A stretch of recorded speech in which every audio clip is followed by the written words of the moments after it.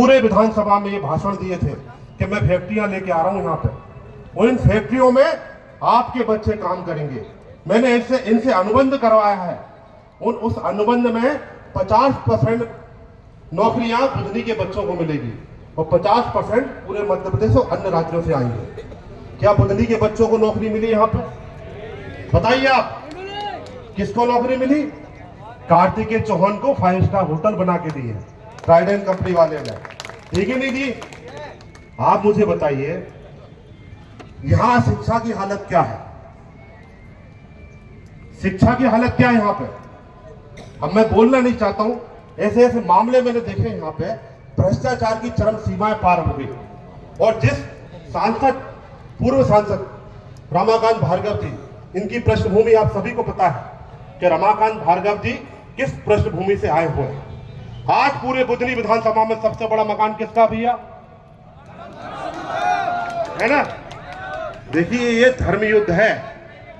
Bharatiya Janata party के कार्यकर्ता भी नाराज हैं, वो दुखी है और अपने आप को ठगा महसूस कर रहे हैं।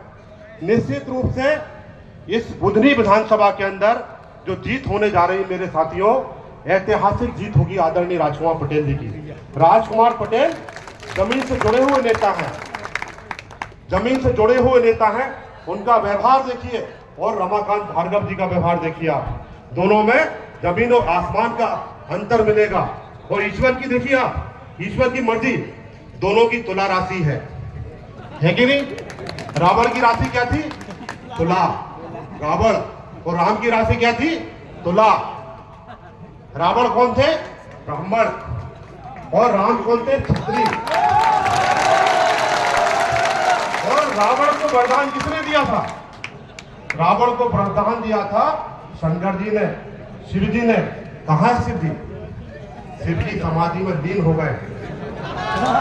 हो गए कि नहीं हो गए? निश्चित रूप से रावण को जितना अहंकार हुआ था, उनके पुत्र मेघनाथ को ज्यादा अहंकार हुआ था। और यहाँ क्या स्थिति है? यहाँ रमाकांत जी के पुत्र, रमाकांत जी से ज्यादा घमंड उनके पुत्र को हो गया है। हुआ कि नहीं हुआ? तो मैं आपसे निवेदन करना चाहता हूं कि आइए हम सब मिलकर इन अहंकारियों का विनाश करें और इस मुक्ति को, इस बुधनी विधानसभा को इन भ्रष्टाचारियों से मुक्त करें। बहुत बहुत धन्यवाद। सादर प्रणाम। हमारे बीच में पिछले विधानसभा चुनाव के प्रत्याशी, एक युवा जोश और जिनको के हनुमान जी के नाम से पूरी विधानसभा पहचानती है, ऐसे भाई विक्रम प्रसाद शर्मा, हनुमान जी को आमंत्रित करता हूं कि वहां आए और सभा को संबोधित करें। विक्रम प्रसाद शर्मा। कवन सुखार जे कठिन जग है, जो ना होए पात तुम पाए। जय श्री राम, जय श्री राम। सम्मानित मंच, मैं तुम आपको बताना चाह रहा, वैसे मैं आपको बता रहा था कि आपने शौर्य गान देखे। किसान परेशान है, ये शौर्य की तो बात है। किसान को खाद नहीं मिल रहा, ये भारतीय जनता पार्टी के लिए शौर्य की बात है। किसान अपनी ट्राली लेकर वेयर हाउस पर खड़ा है, वहां उनके दल्ले उससे कह रहे हैं कि 5,000 लाओ, 10,000 लाओ, तब तुम्हारी ट्राली तुलेगी। 3-3 महीने इंतजार कर रहे हैं वो कि उसका भुगतान हो जाए, पर 181 बार बार कॉल लगा रहा है साहब, पर आवाज आती है कि आप अभी कतार में हैं। ये बताइए भारतीय जनता पार्टी के लोगों को कि इस बार आप भी कतार में हैं साहब। जब एक मरीज अस्पतालों में जाता है, बड़े बड़े भवन बना दिए आपने, पर क्या यहां पर सुविधा है? सुविधा नहीं है, रेफर कर दिया था आगे। आपका मरीज दम तोड़ता रहता है और ये इनके लिए शौर्य की बात है। किसान परेशान है, ये इनके लिए शौर्य की बात है। फैक्ट्रियां लगाई गई, हमारे क्षेत्र के लोग अगर नाम सुन लें कि बुधनी विधानसभा के लोग हैं तो फैक्ट्रियों में काम नहीं मिलता, और नसीब से मिल गया तो कहते हैं 6 महीने के बाद आपकी बधाई, अगर ये पक्का हो गया तो हमारी मुसीबत बन जाएगा। शिक्षा की बात हो, स्वास्थ्य की बात हो, हर तरफ इन लोगों ने बिल्कुल अंधकार मचा दिया है। मैं कहना चाहता हूं जनता की तरफ से बीजेपी वालों को।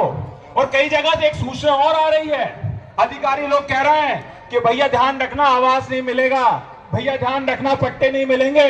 मैं उन अधिकारियों से कहना चाहता हूं, भैया ध्यान रखना, हो सकता है ये अंधेरी रात गहरी हो, पर कल सूरज उगेगा और वो सूरज हमारा होगा, जनता का होगा।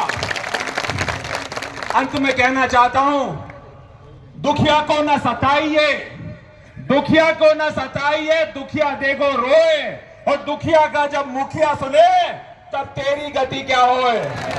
जय हिंद, जय कांग्रेस पार्टी।